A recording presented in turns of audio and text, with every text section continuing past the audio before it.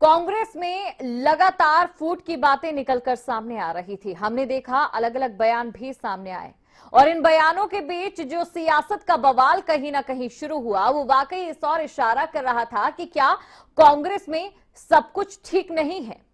लेकिन बात अगर अब की करें, कांग्रेस में फूट का सबूत अब सामने आ गया है। जी हां, और ये कोई पहली बार नहीं है जब इस तरीके का कोई सबूत मिला हो। इससे पहले भी हमने कई ऐसी बयानबाजी सुनी है जिससे कांग्रेस में लगातार ऐसे मामले सामने आते रहे। जी हां, कांग्रेस नेताओं की बात करें तो एक दूसरे के ऊपर आरोप और प्रत्यारोप कहीं ना कहीं जरूर लगता आया। और कांग्रेस की अगर बात करें, एक बार फिर से इस फहरिस्त में एक और नाम निकलकर सामने आ रहा है और वो नाम है किरण चौधरी का। देखिए रिपोर्ट।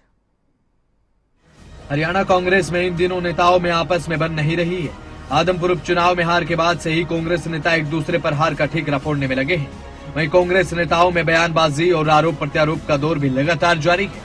हरियाणा कांग्रेस के अध्यक्ष उदय भान की ओर से किरण चौधरी पर टीका टिप्पणी करने के बाद अब किरण चौधरी का बयान भी सामने आ गया है। गुरुग्राम में किरण चौधरी ने जहां कांग्रेस प्रदेश अध्यक्ष उदय भान पर निशाना साधा, इस दौरान उन्होंने यहां तक कह दिया कि कुछ लोग उन्हें पार्टी में नहीं देखना चाहते, लेकिन वो उनके मंसूबों को कामयाब नहीं होने देगी और कांग्रेस को मजबूत करने का काम करेगी। तो कांग्रेस पार्टी को मजबूत करने की मुहिम जो है मैंने शुरू करी है, क्योंकि ताकि एक तरफा पूरा काम ना रहे, दूसरा धड़ा भी जो है उसको भी ये लगे कि हाँ हमारी भी आवाज है, और वो आवाज को आगे बुलंद करने के लिए मैं निकली हूँ। और इसी तहत ये मेरे ख्याल में 8वां जिला है, हमारा 8वां प्रोग्राम है सारी जगह जहां हम जा रहे हैं। किरण चौधरी यही नहीं रुकी, उन्होंने आदमपुर उपचुनाव में अनदेखी का आरोप भी लगाया है। किरण चौधरी का कहना है कि आदमपुर चुनाव में जेपी को टिकट देने से उनको किसी प्रकार की कोई दिक्कत नहीं थी, लेकिन आदमपुर उपचुनाव में उनकी अनदेखी की गई। पद तो आते हैं और जाते हैं। अब जो है विधानसभा के अंदर एक एमएलए होने के नाते सबसे ज्यादा मुखर होकर मैं आगे बोलती हूँ, समस्याएं जो हरियाणा की हैं उनको उठाती हूँ, और जो मेरे पास अपनी बात लेकर आता है उसको मैं आगे करती हूँ। तो मेरा पार्टी के अंदर मेरे बहुत सारे शुभचिंतक बैठे हैं जो ये चाहते हैं कि मैं निकलूं, बाहर भागूं। ये है, उनके दिमाग में चलता रहता है ये, और ये जो है, लेकिन मैं बार बार ये बात कह चुकी हूँ कि इन शुभ चिंतकों को मालूम होना चाहिए कि किरण चौधरी जो है भागने वालों में से नहीं है। एक और किरण चौधरी हरियाणा कांग्रेस अध्यक्ष उदय भान पर आरोप लगा रही हैं कि आदमपुर उपचुनाव के दौरान उनकी अनदेखी की गई, उन्हें किसी बैठक में नहीं बुलाया गया। लेकिन उदय भान की ओर से ये दावा किया गया कि किरण चौधरी और उनकी बेटी को पार्टी मीटिंग के लिए फोन किया गया था, लेकिन वो नहीं आए। मुझे तो नहीं लगता कि कोई नहीं चाहता हो कि किरण चौधरी पार्टी में रहे।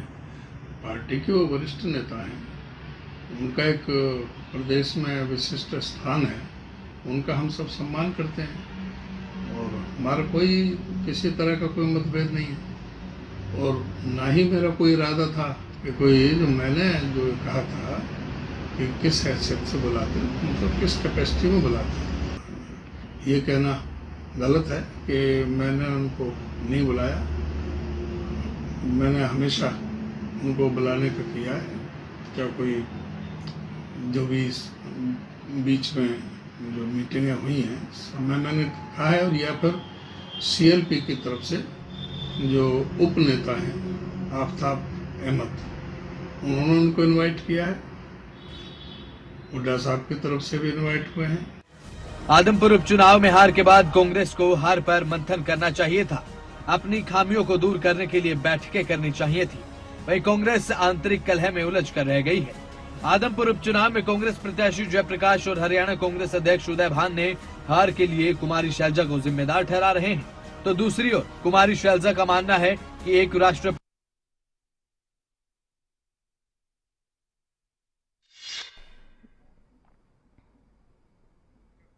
तो आदमपुर विधानसभा का उपचुनाव हुआ, कांग्रेस पर कई सवाल उठते नजर आए और कहीं ना कहीं कांग्रेस की एकता को लेकर एक बार फिर से चर्चा का माहौल गर्म हुआ। ये सवाल उठते रहे कि आखिरकार विधानसभा उपचुनाव को लेकर जब जींद में तैयारियां हो रही थी तो उस समय कुमारी शैलजा, किरण चौधरी आखिरकार गायब कहां थी, जिसको लेकर तमाम तरीके की प्रतिक्रियाएं भी सामने आई। अब ऐसे में कहीं ना कहीं कांग्रेस पार्टी की ओर से यू टर्न लिया गया है। किरण चौधरी को लेकर प्रदेशाध्यक्ष उदय भान का बयान सामने आया। किरण चौधरी हमारे सीनियर लीडर हैं, हम उनका सम्मान करते हैं, ये उदय भान की ओर से कहा गया। कोई बात होगी तो हम आपस में सुलझा लेंगे। बीजेपी के नेता भी चुनाव प्रचार में नहीं आए थे, ये हमारा इंटरनल मैटर है, हम आपस में बैठकर सुलझा लेंगे, अब हमारे बीच में कोई मैटर नहीं है। ये तमाम बातें उनकी ओर से कही गई। किसी को कोई मतभेद है तो पार्टी प्लेटफॉर्म पर करें और मीडिया में ना रखें। पार्टी में नेताओं के बीच मतभेद हो सकते हैं, सबको अपनी बात कहने का अधिकार है। तमाम बातें उनकी ओर से कही गई। क्या कुछ उन्होंने कहा वो आपको सुनाते हैं। कोई इस संबंध में सारी बातें हो चुकी, कोई हमारे अंदर कोई मतभेद नहीं है। ये हमारा घर का मामला है, हम घर में बैठ करके आप निपटा लेंगे, हम उसमें सक्षम हैं। कोई इस संबंध में सारी बातें हो चुकी, कोई हमारे अंदर कोई मतभेद नहीं है।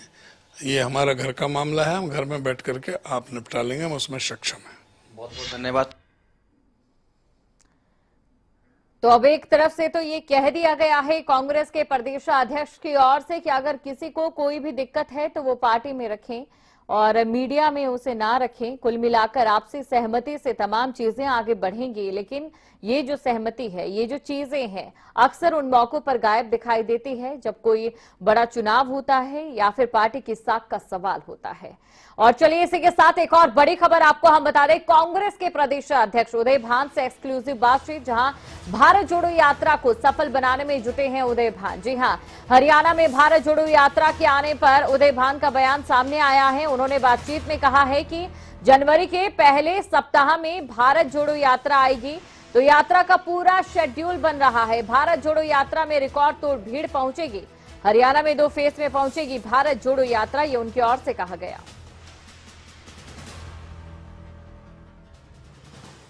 भारत जोड़ो यात्रा हरियाणा में बहुत ही अभूतपूर्व, बहुत जबरदस्त यहाँ पर रिस्पॉन्स मिलेगा और लाखों की संख्या में लोग आएंगे और आप देखोगे कि भी कितना भारी रिस्पॉन्स मिलता है।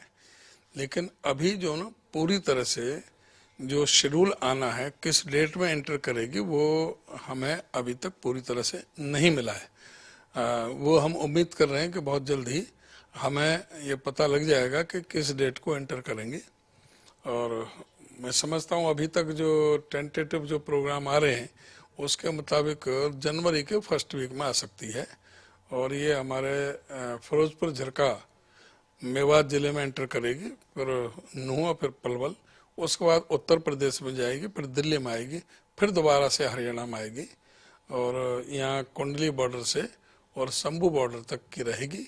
हम बीच में एक जगह कहीं भी बड़ी रैली होगी हरियाणा में, वो अभी हम फाइनल टच उसको दे रहे हैं कि हमें वो रैली कहाँ करानी है, पानीपत कराएं, करनाल कराएं या कहीं और कोई स्थान चुने, वो अभी तक फाइनल, अभी हम उस पर डिस्कशन चल रहा है और हम जो से भी फाइनल होगा हम आपको बता देंगे कि वहाँ पर तो बड़ी रैली होगी।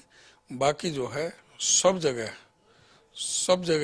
जहाँ जहाँ से रूट निकलेगा, काफ़ी कई हजारों में लाखों की संख्या में लोग बाग उनके साथ में रहेंगे।